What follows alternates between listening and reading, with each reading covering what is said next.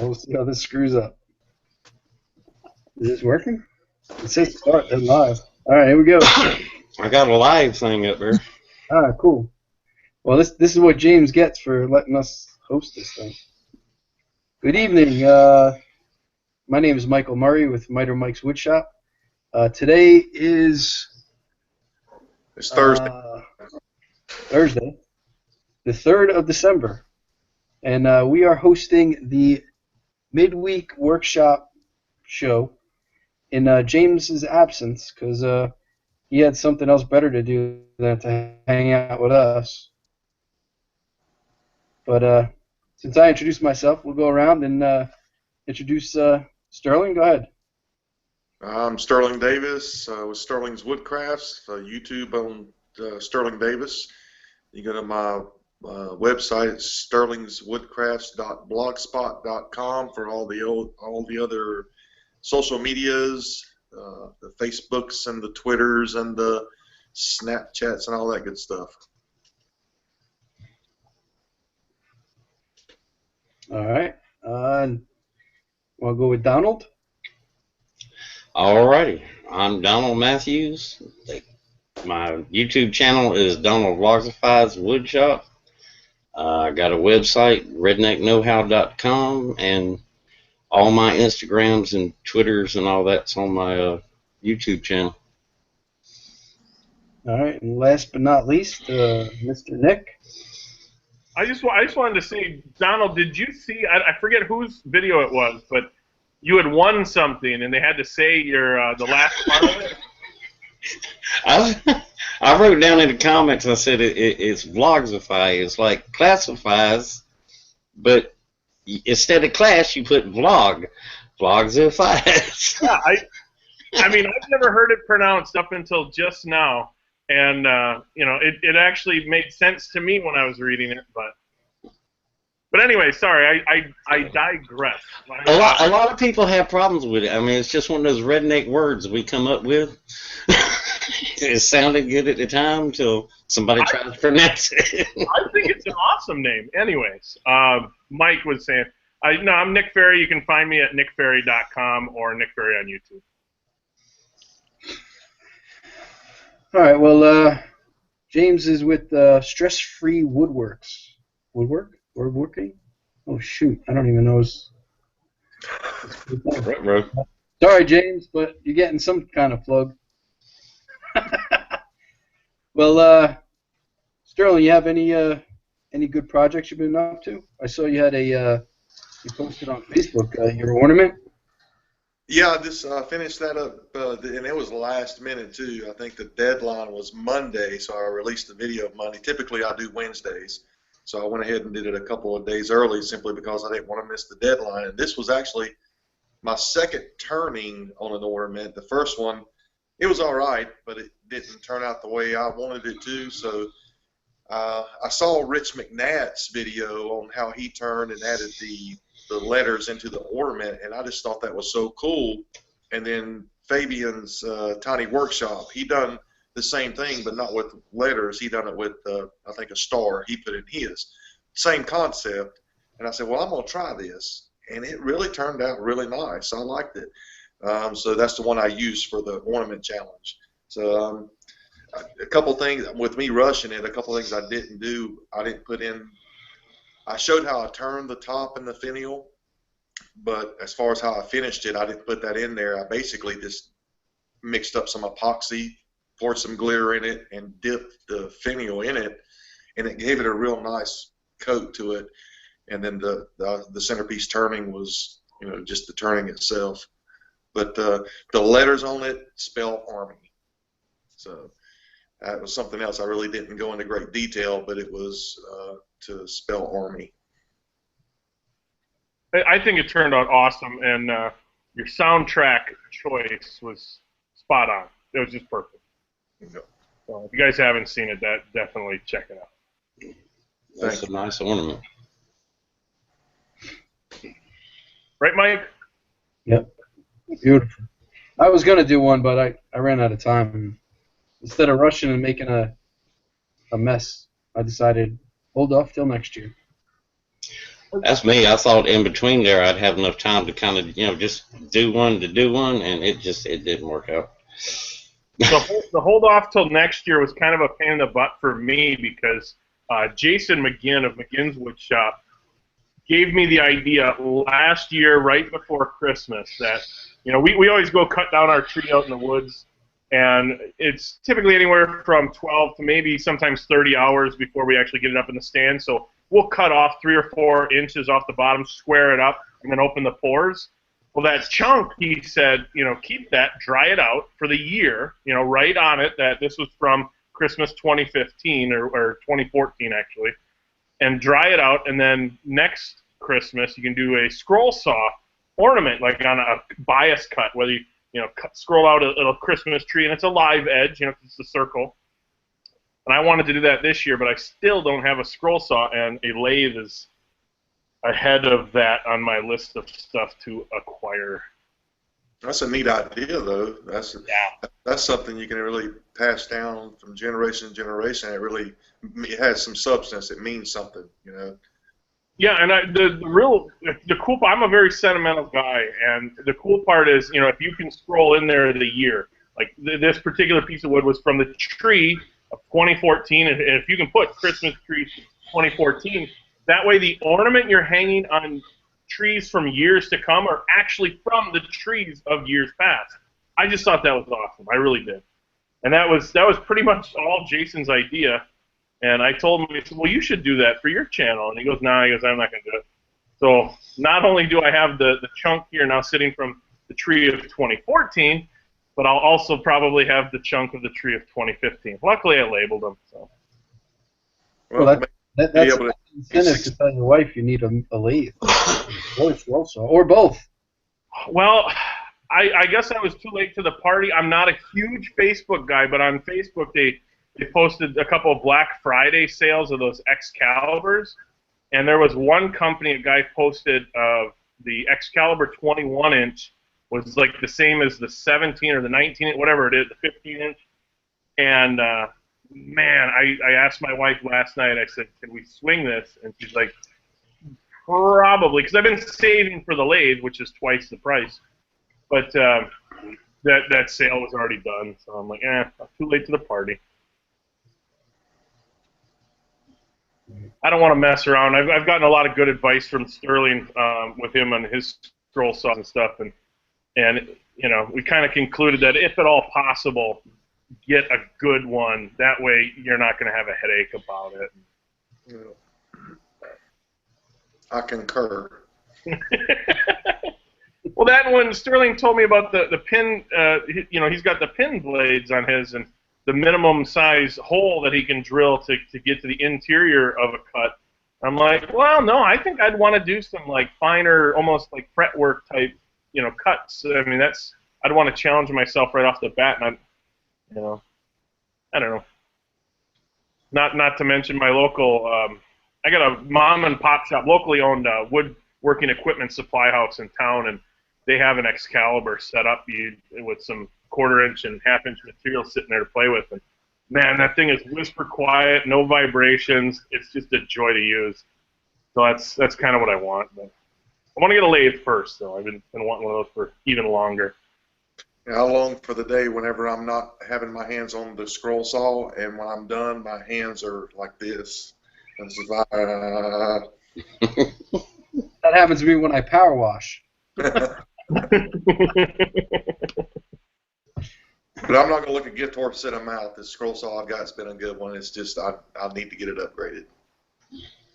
Yeah, I mean that's an argument as old as time as far as, do you have to have the nicest tools? You have to have the top of the line. You have to spend the most amount of money. I mean, absolutely not. It's truly the craftsman that operates the tools. The guy that has the vision and the patience, and that's true. But the nicer the tool, sometimes you can get better results. Sometimes you can get quicker results. Sometimes you can get more quality out of it. Less learning curve sometimes. And I don't like investing in cheap stuff and then upgrading later. I'm more of I'll just wait, do without, save. I mean, are you guys the same way, or maybe different, huh? Well, Not me. I have a scroll saw that's when Kmart was going out of business when I used to work for them. It's called Benchtop. That was their line of tools, and I've had that for I don't know 20 years, but it's only been started using the last 4 or 5. So it's good enough for now. I mean, I think I paid like $40 for it, so it was good at the time. Oh yeah, I mean, if you have a project that you need a scroll saw for, and you buy a less expensive one for sure. I mean, I know tons of guys. I shouldn't say tons of guys. I mean, I know probably a handful of guys that are in their late 50s, early 60s, maybe even in early 70s, where they got an aluminum top contractor style table saw, and they churn out some amazing work. I mean, better work than I've seen some guys with full-fledged cabinet saws turn out. So it really does rely on the imagination, the creativity of the craftsman, not necessarily the tool. But I don't like to mess around with the tools. I don't want to have problems with them. Well, it's also easier to bring out that imagination and craftsmanship when you ain't trying to jack around and trying to redneck some stuff on a tool that's not designed to do it too. I think with me on this scroll saw, I just wanted to see if I was interested enough to do scroll sawing, and when I got it, I kind of fell in love with it. And then at that point, when do you upgrade? Well, this one goes on, and by the time I want to upgrade, are the funds there? Well, then I have to get another one because this one's out. So I'm kind of caught in the middle right now, but mine was just to experiment to see if I even wanted to do it. And now that I'm doing it, I love it. So, yeah, most definitely I'm going to upgrade. But I wouldn't hold that past anyone wanting to experiment.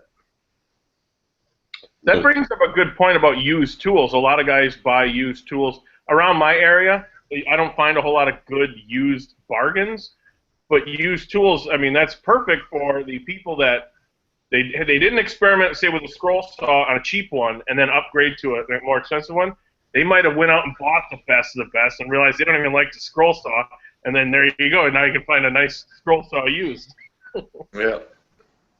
Well, that scroll saw I got, I was picking up some scrap wood from a guy, and he had it in his garage. He said, he asked me if I had a bandsaw, and I was like, no, and he brought me out the scroll saw, and I'm like, okay, here, take it. And it was one of the old Dremel 16, the older Dremel scroll saw that I had. And it's a pretty good scroll saw, and it'll take the non-pin blades, but it's missing one of the little, I don't know what you call them. They got little attachments that attach to the blade, and then it hangs on the blade thing there. Yeah, the little adapters. Yeah, but it's missing one of those. I'll have to order some more of those to be able to use it. I don't know how it'll work. Yeah, that's them.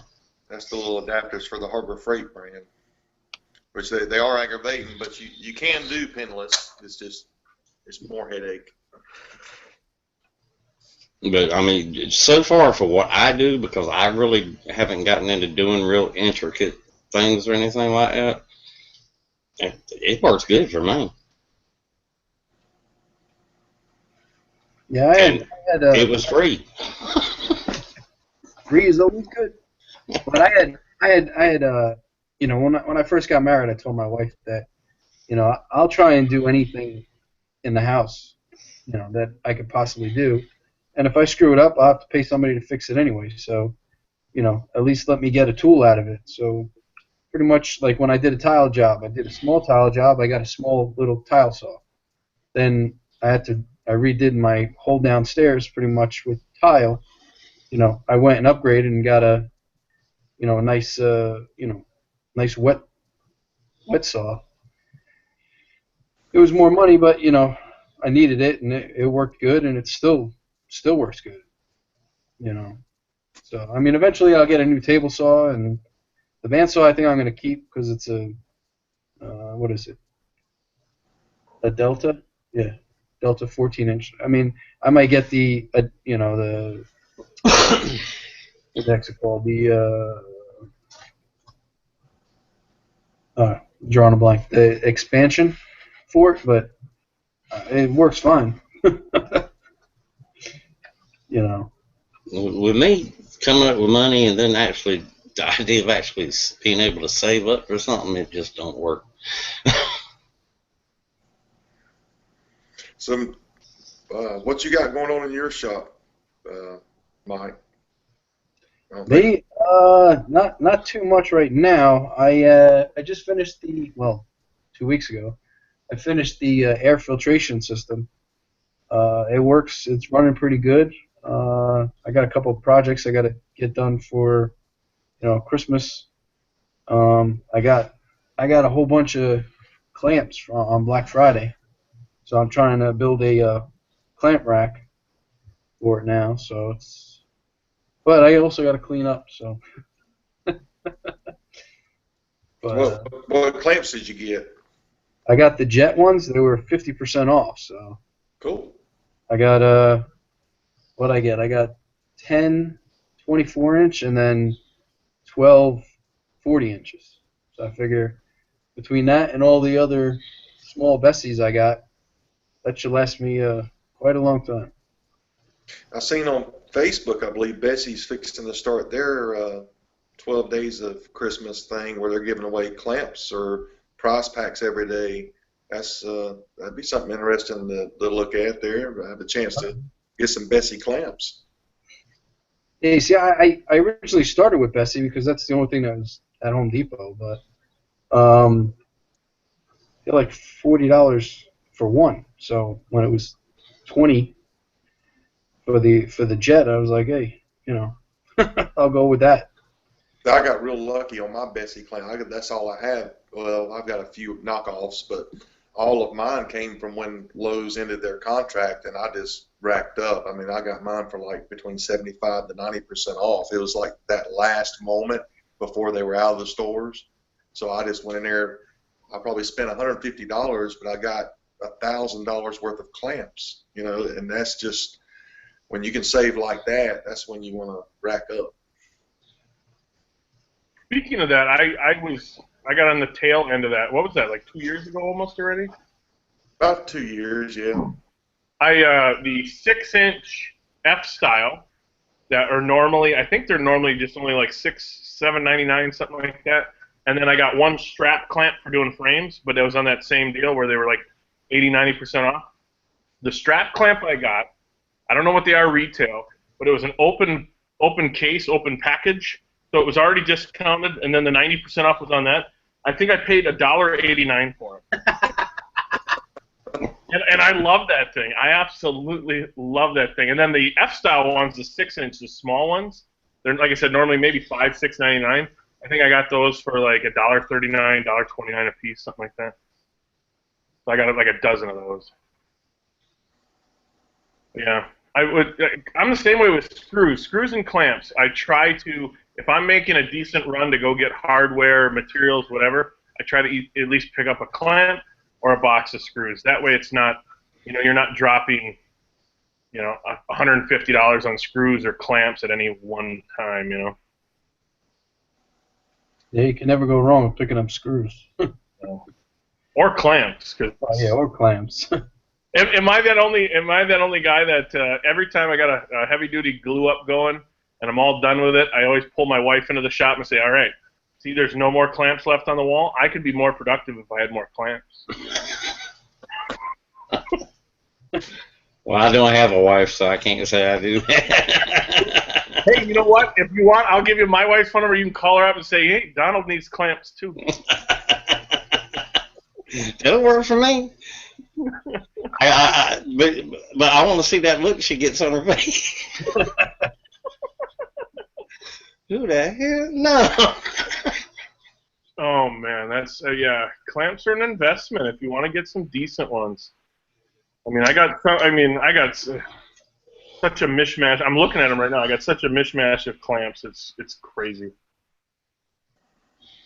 Have you guys ever made your own wood screw clamps, like the parallel clamps, that tilt?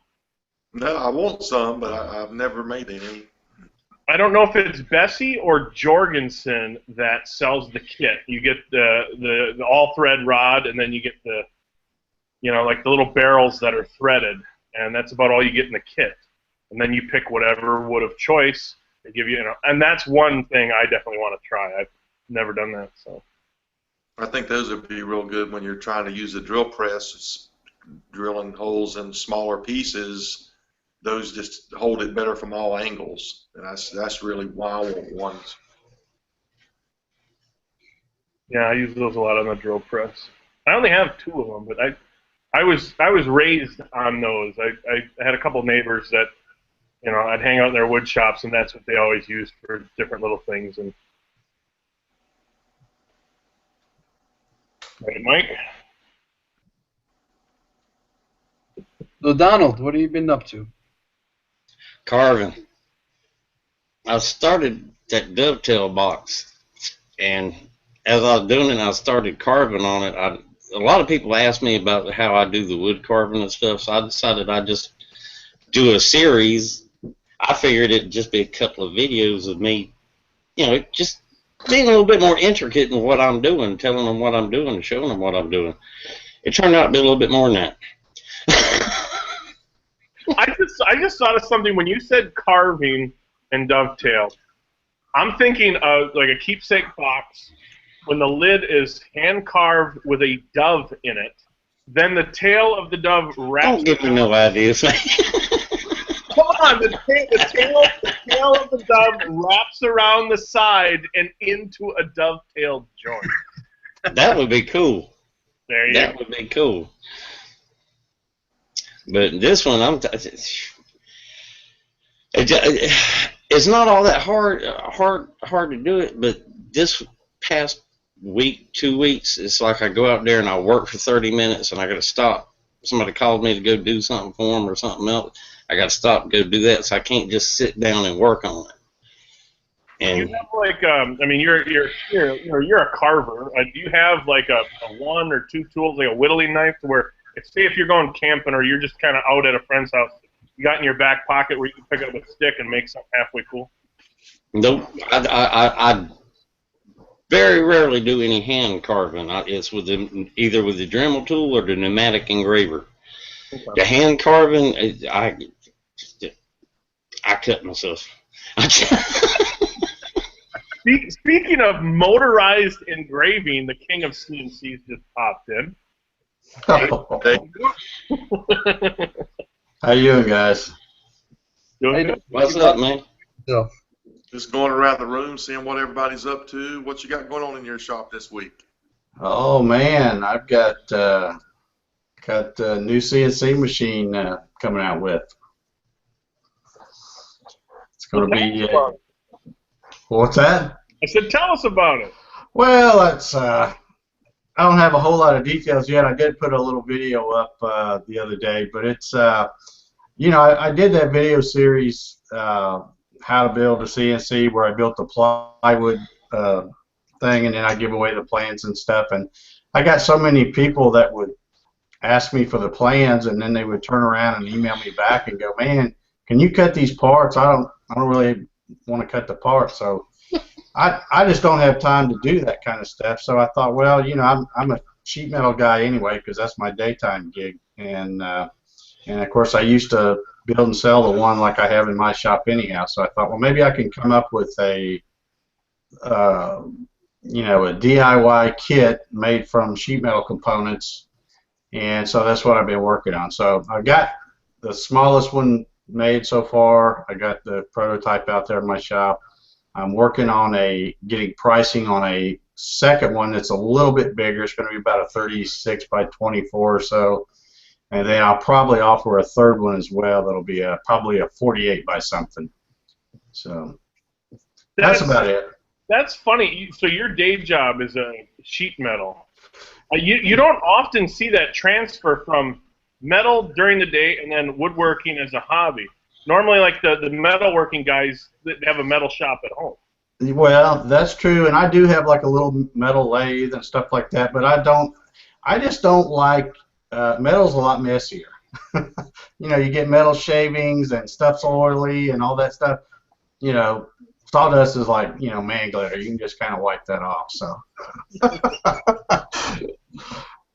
I imagine it's kind of like meat cutting was for me. Once you get done with it at work, you don't even want to see a steak when you get to the house. Yeah, well, what I do, you know, I draw in SolidWorks, which is a 3D modeling software. So I'm my daytime job is I'm sitting behind a desk, staring at a computer, drawing sheet metal components all day, doing assemblies and whatever. So when I got ready to years ago, when I got ready, I kind of wanted a CNC, but back then everything you could find was, you know, pretty expensive. So I thought, well, heck, I'm a sheet metal guy. Let me just see if I can design my own. So I did, and it worked out great. And then I ended up selling them for several years. And so, yeah, that's I have a lot more fun in my wood shop, though, than I do at my daytime job, as I'm sure many of you can relate to that. Sure, the aroma and the smell of the wood's a lot different, too. Yeah, I mean, I just like dealing with wood better, and it doesn't matter if I'm just making maybe a jig for the shop or something. I get more enjoyment out of that than I do, you know, dealing with metal. Yeah, metal tastes like metal. With sawdust, at least you get different flavor. Yeah, but there is a distinguishable difference between aluminum versus mild steel in the morning.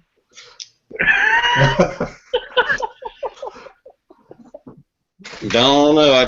I tasted that cheap chisel steel, and that was enough. Which it was fun, but I wish I had a more luck with wearing a face mask, a dust mask, or something like that. Because while I'm using the glasses, if I put a mask on, everything just fogs up, and I'd rather not breathe and keep my fingers.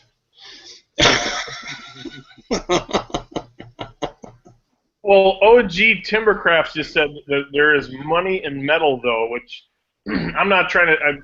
Maybe he's saying money to be made as a machinist, but there's some guys that do woodworking that do one-off, almost artistic. I mean, once you get into the artistic realm of woodworking, you can really sell your stuff for quite a bit. I mean, not that it's not worth it, but anytime you step into the realm of art, I mean, I think I've seen a couple used tires nailed together sell for a few $1,000s. So, but no, I agree. There's you know, it's different arenas altogether.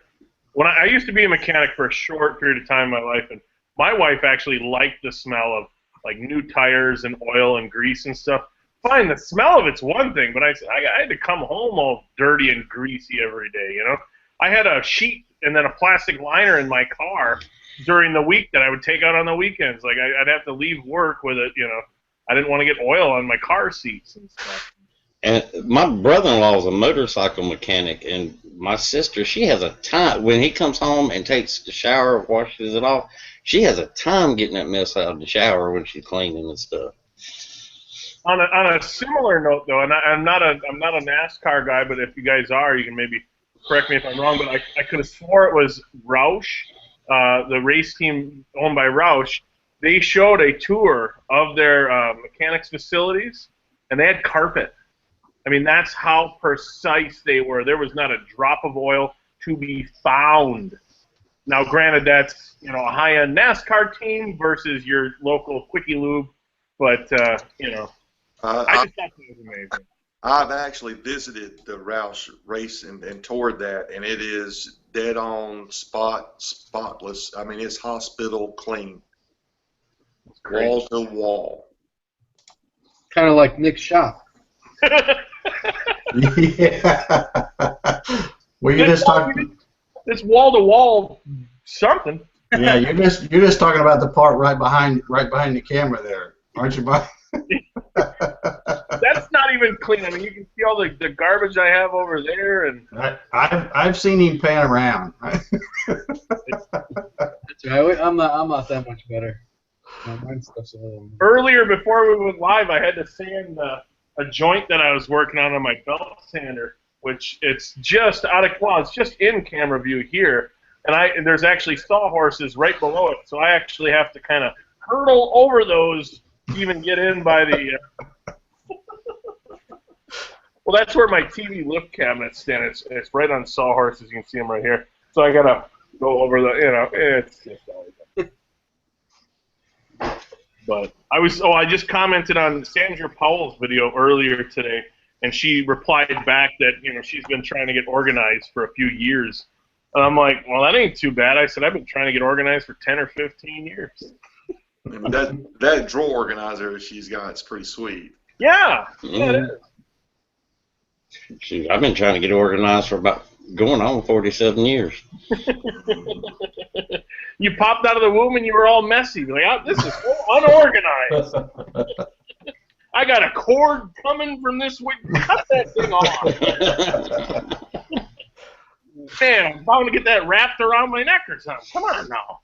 I imagine I probably come out sounding just like I do in the shop. There's a few curse words about a cord, tripping over a cord. Exactly. That's why you gotta go cordless. I got it. Bringing up cords, I got to show this.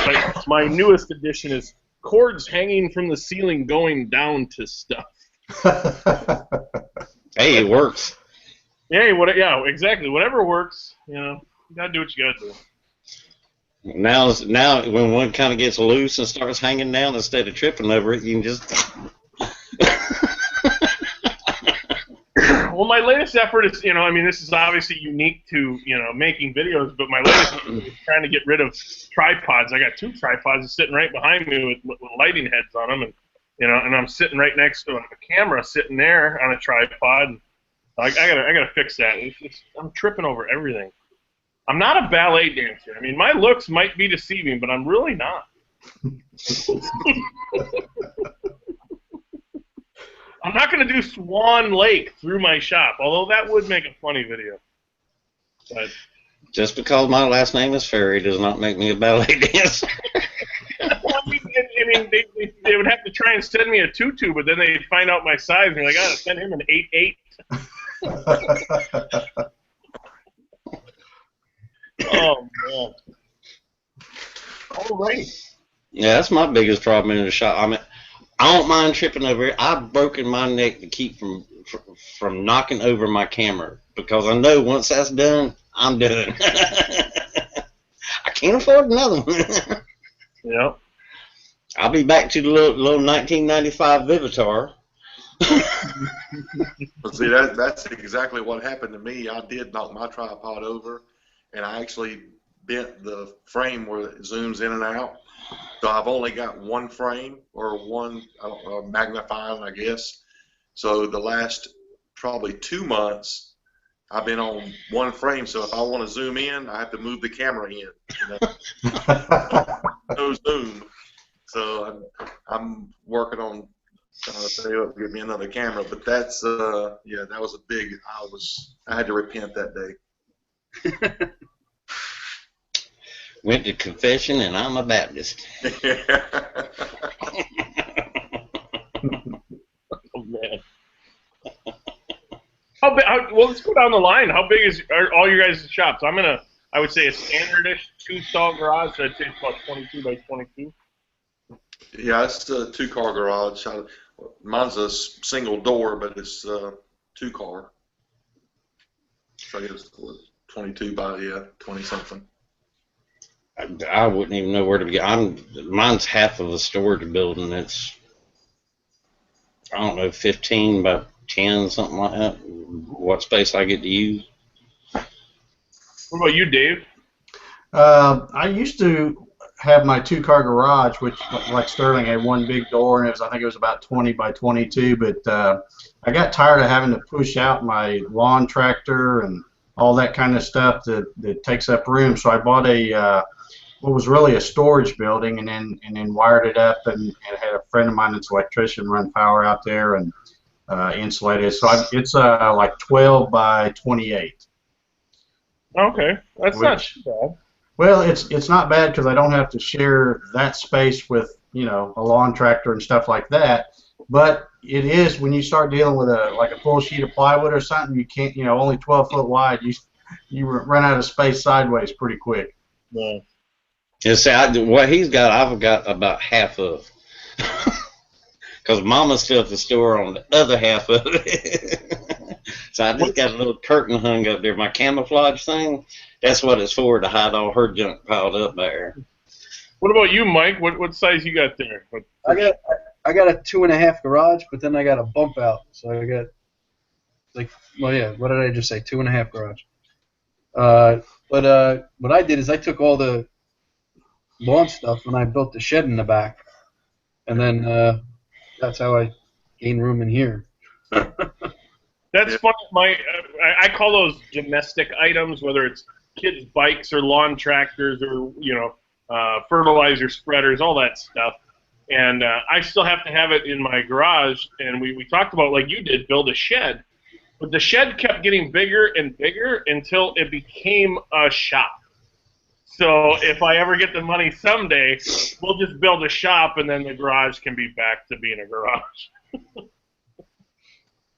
I don't know. I'm a lot like Mike. I built a shed for my stuff out back, but what I'm seeing now is where I am upgrading. I've got a bandsaw down in the building where I upgraded. My uncle gave me a bandsaw, just an older Delta. It's nothing new or fancy, but it was better than what I had. So I'm building my shop in my shop and making a mini shop in my shed where my domestic stuff's at. I'm just too lazy to walk down there to do woodworking, so I can just walk out here and do it. Anybody getting any new tools, or did they recently get any new tools, or are going to be buying any new tools? I got a new used tool. What'd you get? A router, Ryobi 160 R163. It's just a fixed plate router, but it beats the Dremel tool attachment. Yeah. Me and James were talking the other day about, what kind of pawn shop deals we found. I actually told him about how crappy the tool selection, as far as price-wise goes, around here was.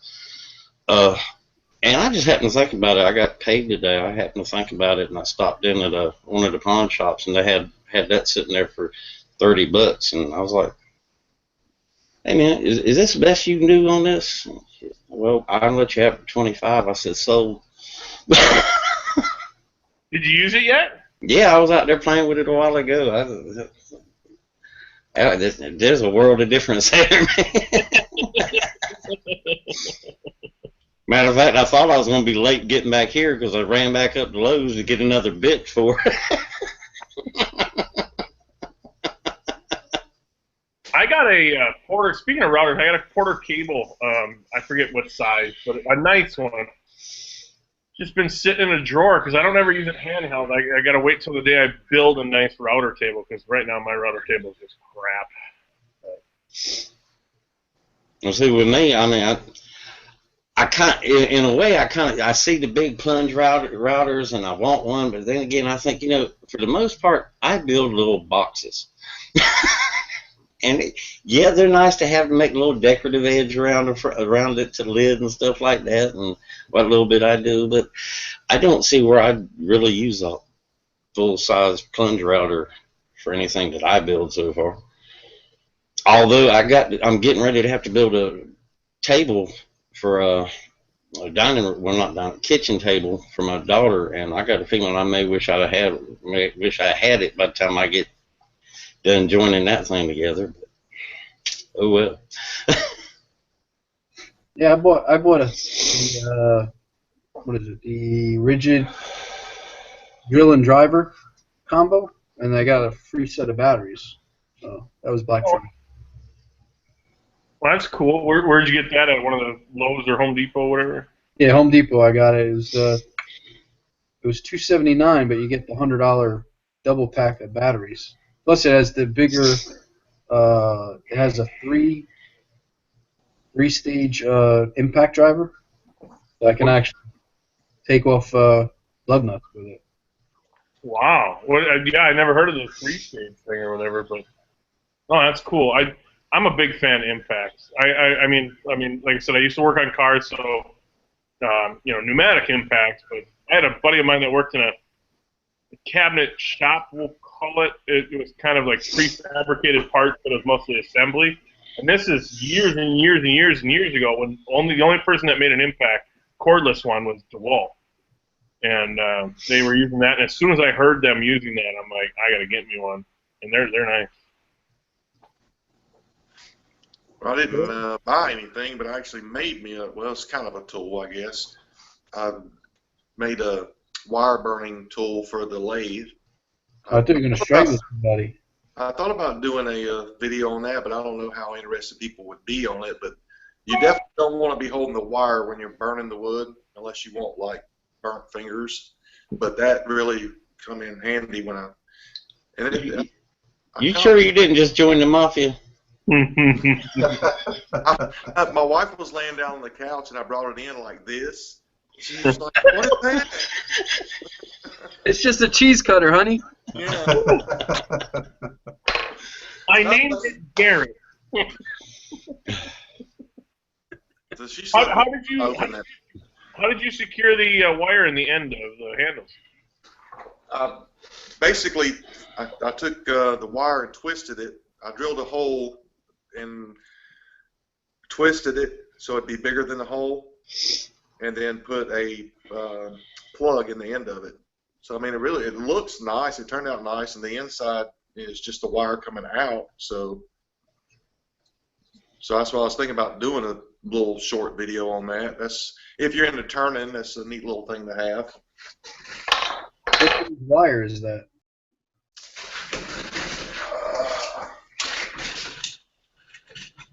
Steel wire. Let's see, 1.8.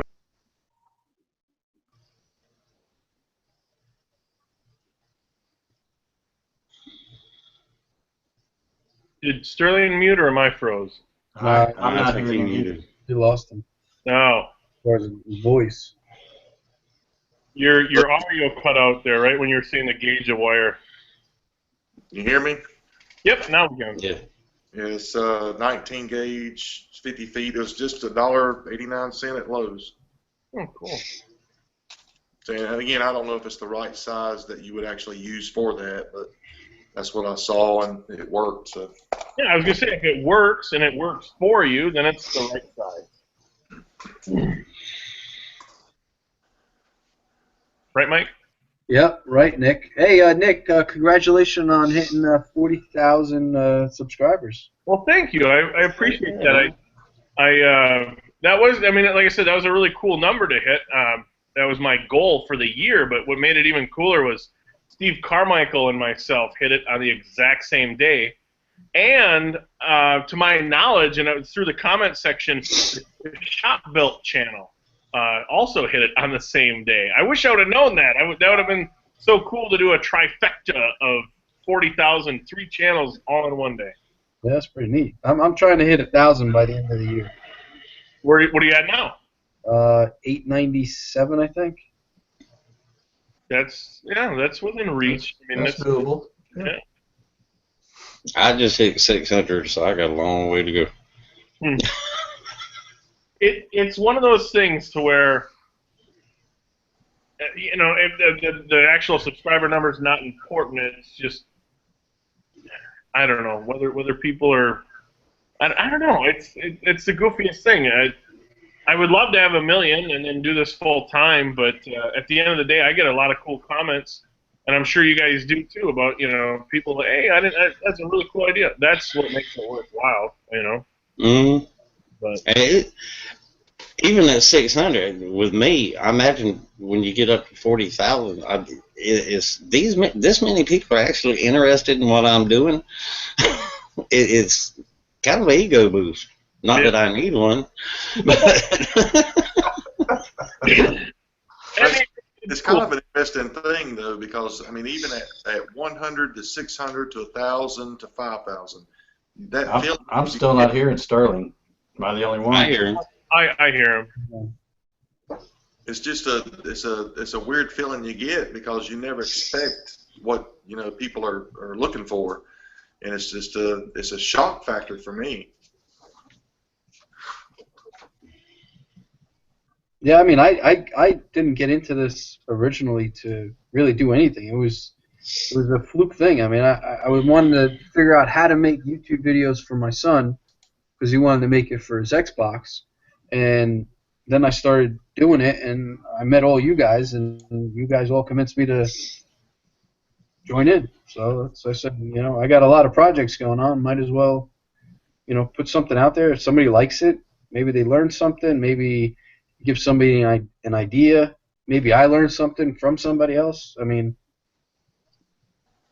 Well, yeah, a lot of people think that the first part of what you said is I'll show them what I'm doing, and then maybe somebody can take something away from it. But another really cool part is, like you said, as your second part, maybe you do it, and then you say, hey, if there's a better way of doing this, leave it in the comments. And yeah, I've learned stuff off just my comments off my videos. Like, hey, have you ever tried it this way? And all of a sudden you're like, wow, that does make sense. That's just a cool part of it. The community is really cool. Mm-hmm. I started out doing a vlog channel just to kind of a mix up of everything, and I started doing some of my woodwork on there, and people seemed interested in that and wanted to see that more. I was like, okay, I'll just split this off into a different channel.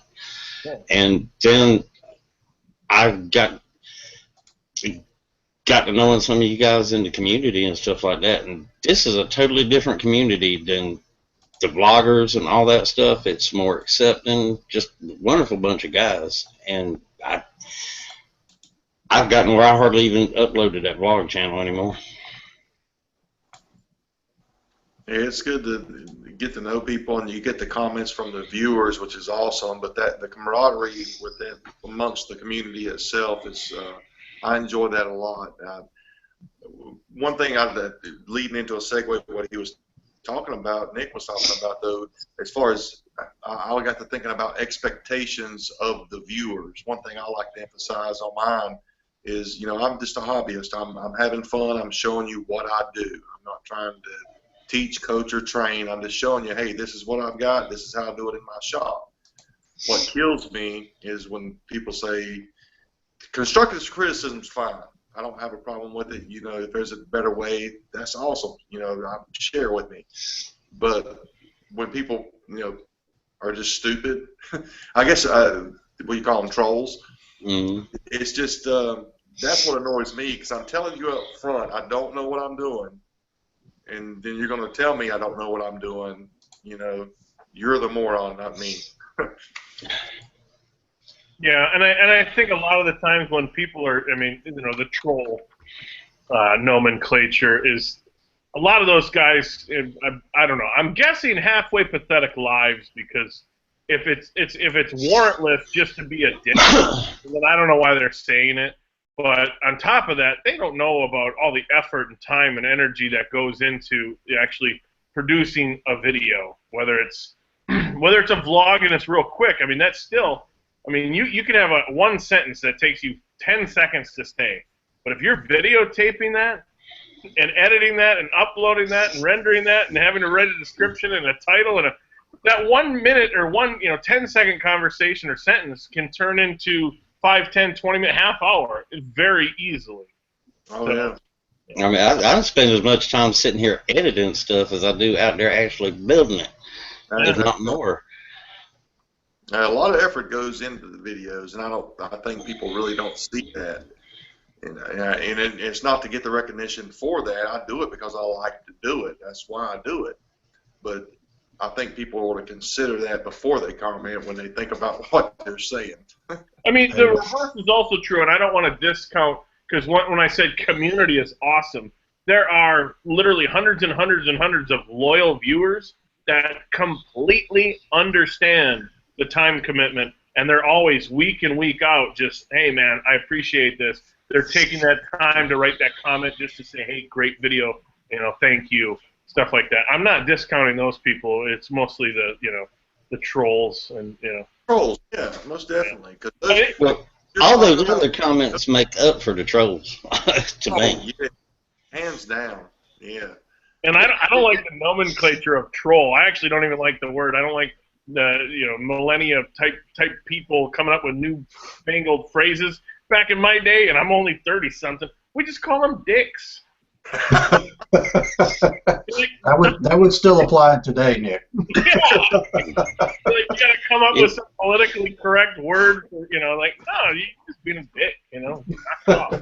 Matter of fact, they wrote a song about it called "You're an A-hole Tonight." Yeah, but what Donald was saying though, when you get that message or something on Facebook or somebody shares with you, hey, this is what I did, and because of you is why I did it. You inspired me to make it. That trumps all of the other nonsense. It really does. It does. And I think the best part is when somebody sends you a picture of they made what they saw you make or a rendition of it. Yeah. I think that my first one, I was like showing my wife the laptop. Like, look at this guy made what I made. He like went out to his shop and was like, wow, this is cool. I gotta make one too. And so yeah, that was the coolest part, because that way, whether they're a seasoned woodworker or a beginner, you got somebody to go, hey, I'm gonna go make something. I'm gonna get out my wood shop and I'm gonna make something, and then they end up with a tangible thing that they can be happy about. So. It tickles me to death when somebody takes something I did or part of what I did and kind of added to it or modified it a little bit and makes it better. That tickles me to death. Yeah. Was that person that you were talking about James? Because he did your nice table saw sled? No, that wasn't my first one by any means. But now that Donald said about modifying it, I did that. It's basically two backwards French cleats on a piece of hardboard, and it was like a quick change photo frame. And I forget who it was. I think his user handle is called Sparky Projects. He deals a lot in electronics. And he's like, you could add hanging thing, and I still want to do that as a video, but hanging French cleats off of that. That way you could do portraits and landscape shots and all. He completely just took my idea and made it 100 times better just by one comment. And I'm like, man, that's the idea exchange that makes this so awesome. Definitely. I was kind of pissed I didn't think of it, but whatever. Hey, well, Mike, we're getting close to the 1 hour mark. Before we go off, is there anything on YouTube y'all been watching or seeing or listening to that caught your eye you want to give a shout out to? Mike? I'll be honest, I'm kind of behind on my YouTube watching stuff because the past couple of weeks have been busy for me. So Yeah, I'm kind of like Donald. I'm a little bit behind because I've been so busy lately. But one that was out, I don't know, probably 2 or 3 weeks ago, maybe longer than that I thought was just hilarious, and that was the one that Slovana Farms did when Charlie was skinning that snake. that was good. That was hilarious. And he was nervous about it anyway, and her doing what she was doing, I just think it made him 10 times more nervous. Oh yeah, I mean, even though he knew it was dead, every time that thing wiggled, he was, oh.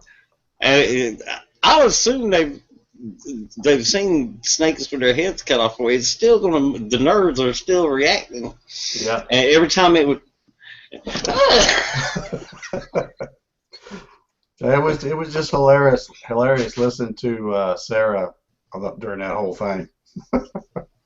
I was waiting for him to fry it up, though. I mean, hey, it tastes just like chicken. Well, I guess he'll have another video coming out. Well, what was he going to make, a belt or something out of the skin? I'm not sure what he was That's getting. what he was talking about, I think.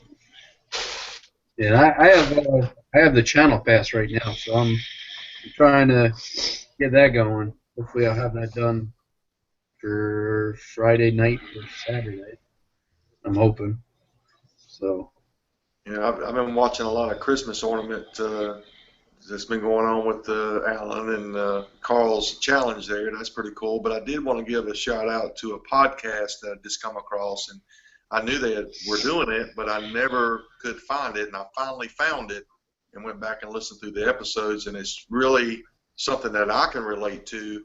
And there's a lot of podcasts out there, and I like the Make It podcast and the things that are relevant to what I do. But this podcast is the Reclaimed Audio. It's from Phil Pensky Bill Lutz and Tim Sway. Yep. They do a real excellent job, and it relates again to stuff that I deal with in my shop. So it's easy to listen to and enjoyable, and I just like it because it's reclaimed audio. It is what it is. And I'm sure there's some other great podcasts out there. I'm not a fine woodworking guy yet, so what they talk about and are into is what I'd like to listen to. I just wanted to give that reclaimed audio a shout out because I thoroughly enjoyed it.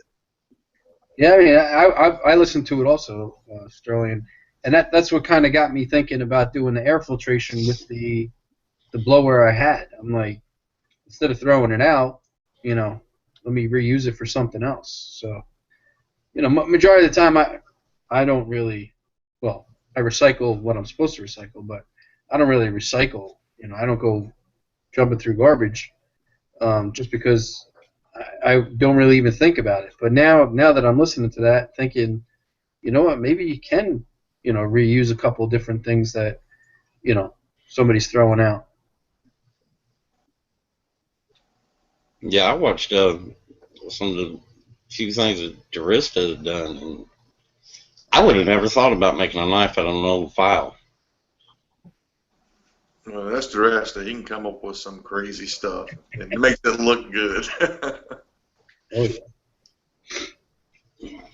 But I'd like to get more. It's hard for me to get caught up with my videos every once in a while because I'm out there in the shop and I don't get no internet out there, and my phone don't really even work out there inside the shed because it's a metal building.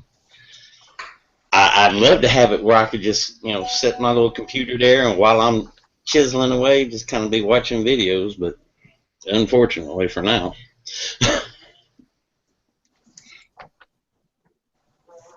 Nick, you have anything else to add there? Well, we got about a minute left. Do some jumping jacks? No, I was debating addressing OG Timbercraft's question about what kind of numbers do you need to make a living at YouTube? But I think that's more than a minute-long answer. But yeah, no, I'm working on my TV lift cabinet, trying to get some of the drawers. I was just installing some of the drawer slides onto some of the drawers. Get that done. You guys had mentioned channels or noteworthy stuff.